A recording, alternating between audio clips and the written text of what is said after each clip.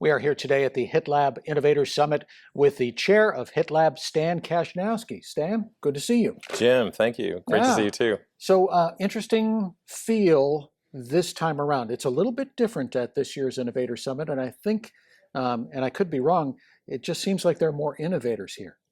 It's an incredible time in healthcare. Everything that's going on right now with AI, whether it's women's health or the breakthrough companies that are starting up globally, we've had things taking off right now. You know, it's been about 4 years since ChatGPT kind of launched and got going, and everyone realized that there was this thing called AI that was actually working.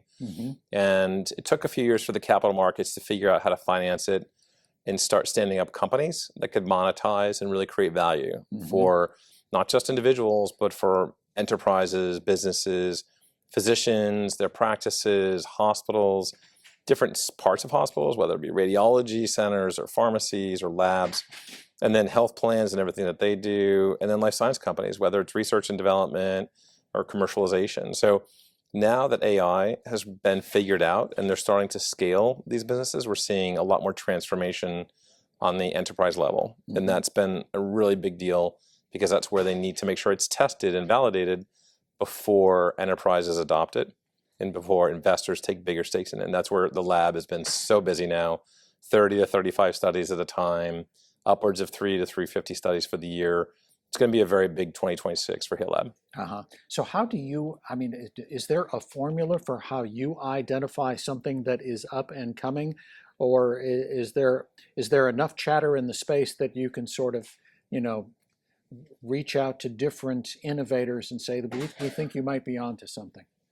That's a great question. And really what we've done over the last 28 years, the lab has been around since 1998 and really came about because of a lot of the irrational exuberance, can we say, in the dot-com markets, and really testing these variables about the economics, the experiential, the clinical, the technical, and the economic efficacy of new technologies. And so right now what we're seeing is the signal noise for new companies and whether or not they're going to be successful can be detected quite early. You can see early open points of evidence with these companies, and you can see that they're going to be successful or they're going to have a runway, they're going to be able to succeed. And that's where the lab comes in and really does test and provide the evidence pathway that companies need to get the investors, that companies need to get the pilot customer, and that companies need to get their 2 through 20th customer. And that it's really an evidence-driven market today, and that's why the lab is so busy. Well, it seems to be reflected in the speakers that we have witnessed so far. Used to be people would talk about some of their ideas and where they'd hope to go, and now they're actually bringing proof to the table. And you know, and it's not just here and there; it's one right after the other. So it's like, you know, we keep waiting for when the revolution was going to begin. The revolution is on right now. It is, and that's what's so exciting about it, because what the revolution means is that patients are getting better care. So all of these different tools, whether it's a patient going on to their browser and using AI to figure out what their symptoms mean, or loading up a scan of their skin lesion, or asking their doctors on what to do, or whether it's physicians using AI, whether it's radiologists using AI to check their read to make sure they didn't miss anything on a scan, or even a surgeon making sure that what they just did in the surgery is meeting all the standard operating procedures. We're seeing AI mean, at the end of the day, the outcomes being much improved patient care. And that's the most important thing for us at the lab, is to see not just patient care for the wealthiest 1 billion, but also patient care for the lowest income 1 billion.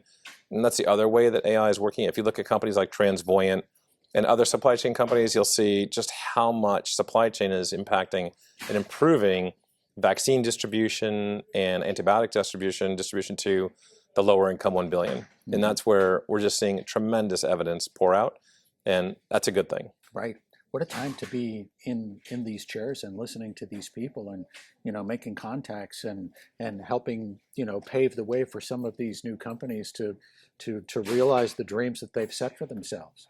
It's true, yeah. And even here in New York City, whether you look at Click Therapeutics or OneDrop and so many other companies, we're seeing this revolution take place right in front of our eyes. And we're seeing not just millions, but tens of millions, hundreds of millions of patients see the benefit of this. And that's what we want to see. And you look at companies like Savant, which is another revolutionary AI company helping physicians with their scribing. I mean, they are seeing implementation timelines reduced down to hours instead of days or weeks or months for people to use their innovative technology for physician scribing. And again, just a phenomenal opportunity, not just to help improve the revenue lines for practices, but also improve patient outcomes.